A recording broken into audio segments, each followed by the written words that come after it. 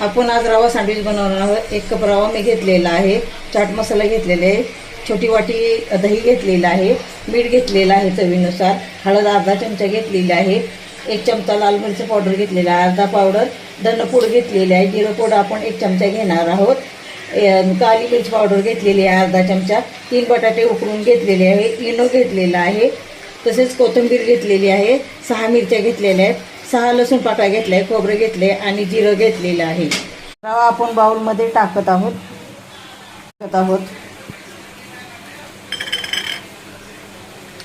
आणि ह्यात थोडंसं मीठ टाकत आहोत अर्धा चमचा। ज्या आपण कपने रवा घेतलेला आहे त्याच कपने आपण 1 कप पाणी घेणार आहोत, थोडं थोडं ह्याच्यामध्ये घालणार आहोत। चिरलेली मिरची 2 घेतलेली आपण टाकत आहोत, लाल मिरची पावडर सगळी घेतलेली आहे 1 चमचा तो टाकत आहोत, हळद पावडर अर्धा चमचा घेतलेली टाकत आहोत, काली मिरची पावडर ती घेतलेली टाकत आहोत, धनापूड टाकत आहोत,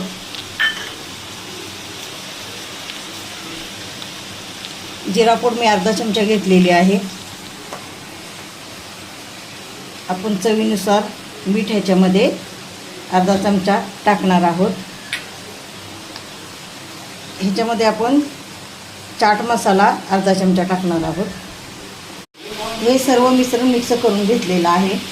आपण ह्याच्यामध्ये विनो टाकत आहोत, अर्धी पुडी मिक्स करत आहोत विनो टाकून। या डब्यामध्ये मी तेल लावून घेतलेलं आहे, ह्याच्यामध्ये हा बेस मी टाकणार आहे उकडण्यासाठी। उकडायला ठेवलेला आहे आपण पातेल्यामध्ये डब्यामध्ये, ह्याच्या झाकण आपण ठेवत आहोत। बेस उकडून झालेला आहे 1 लेअर। हे सर्व असं मिश्रण आपण ह्याच्यावरती त्या लेअरवरती तिसरा लेअर करत आहोत आपण। आता आपण हे 5 ते 7 मिनिटासाठी उकडायला ठेवत आहोत।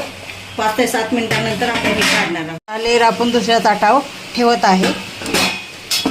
सँडविच सारखा त्रिकोणी आकार करणार आहोत, टाकत आहोत। कसा आकार झालेला आहे बघा, छान। आणि बेस पण आपला किती छान झालेला आहे ह्याचा उकडून।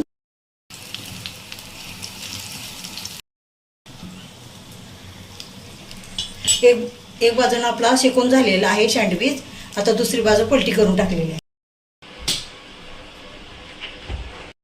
अशा प्रकारे आपले रव्याचे सँडविच केलेले तयार झालेले आहे। कसे झाले आहे ते करून पहा, कमेंट बॉक्समध्ये मला सांगा, लाईक करा, शेअर करा, सबस्क्राईब करा।